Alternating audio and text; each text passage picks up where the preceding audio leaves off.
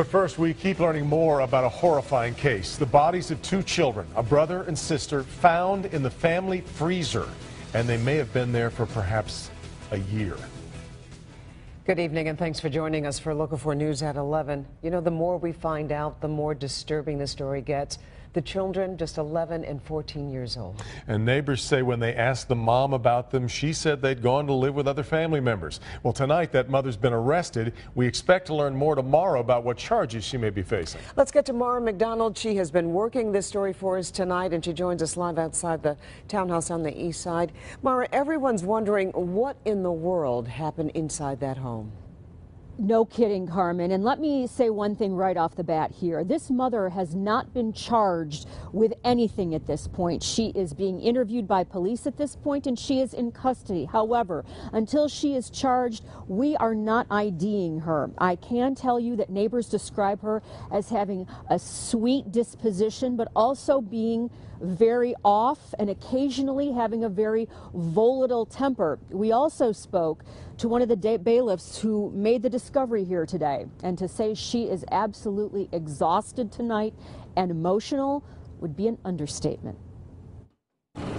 When the bailiff came to serve the eviction notice, nobody was home. Inside, the bailiff went through protocol and looked around, including the freezer, and saw a body in a bag. Immediately cleared the scene and called 911. Police swarmed the Martin Luther King townhomes, and the chief telling us, we believe they've been there for some time. How does nobody notice a missing 11-year-old boy and 14-year-old girl? Easy neighbors tell us the children were homeschooled, although it hadn't always been that way. Inside this townhouse with the bodies of their brother and sister were two other very much alive children. Neighbors tell us the deceased 11-year-old boy had a twin brother, and there was a 17-year-old sibling in the house as well. Neighbors don't believe all the children had the same father. I would have never thought that she would have done this to them kids. Like, she was a good mama to them kids. I would have never thought that she would have done that to them kids. When the bailiff arrived for the eviction, nobody was home. Instead, the mother and remaining children were hiding out in the complex at another townhouse. This is viewer video of police taking the 35-year-old mother into custody. Tonight, balloons have been tied on the railing and a poem put on the door, but perhaps what is hardest to look away from is what this mother posted to her social media account on January 30th. When there is a very real possibility two of her children lie dead in a freezer. There is no greater blessing than being called mom. Back here live, since the discovery today, neighbors have been racking their brains trying to figure out when was the last time they actually saw these children.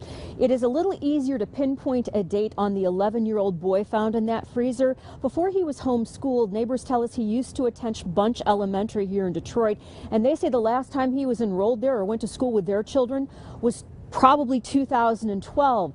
As far as the 14-year-old girl, they're not really sure. Some people believe they've seen her in the last 6 months. Others say perhaps it was more like a year. In addition, neighbors, Carmen and Devin, have told us repeatedly throughout this afternoon that these children's mother had some sort of an obsession, that she believed that there was all sorts of sexual activity going on in the townhouse, whether it was with the older teenagers and other teenagers, or whether there was even the potential of incest here, something that neighbors really thought was very strange and quite frankly crazy. And even more disturbing to this whole story. But I know it's early in the investigation, Mara. Do police have any idea on the cause of death here? They don't.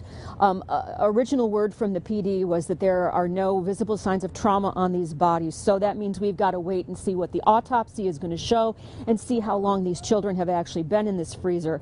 But Carmen, there's a possibility that they are not going to do those autopsies tomorrow because there is a thawing process that needs to happen here.